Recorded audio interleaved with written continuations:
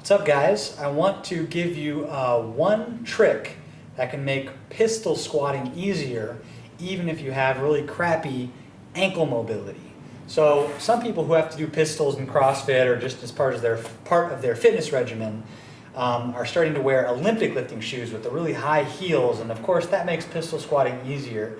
But sometimes you're doing a workout where you don't want to have your Olympic lifting shoes on all day, so you should know what is the way of using kind of like biomechanical best principles to get into a single leg pistol squat. So if you go barefoot, so you don't have any, free ankle mobility, what you want to do is, one, get your center of mass as far forward as possible.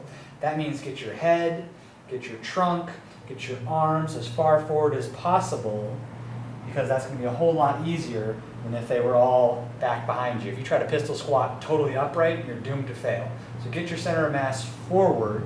That includes chin down, ribs down, and this starts to get into what allows you to get the most amount of hip flexion and dorsiflexion, which is basically a pistol squat. Well, to get the most amount of hip flexion, you want to be in a posterior pelvic tilt.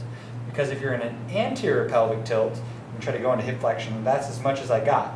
If I go into a neutral pelvic position, now I have this much hip flexion. If I go into a posterior tilt, now I have this much hip flexion. So you want to go into a posterior tilt, which means kind of like tuck your tail.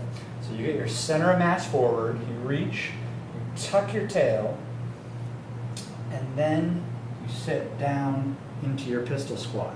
If you can go all the way butt to ankles, great. If not, if this is all you got, you can stay there.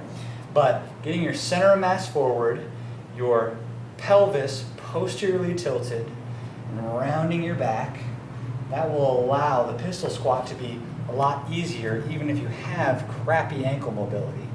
The last really subtle trick is to contract your tibialis anterior, which means try to pull your toes up towards your knees as you're doing a pistol squat. This might be a little too sophisticated for you to think about in the middle of a workout, so don't worry about it.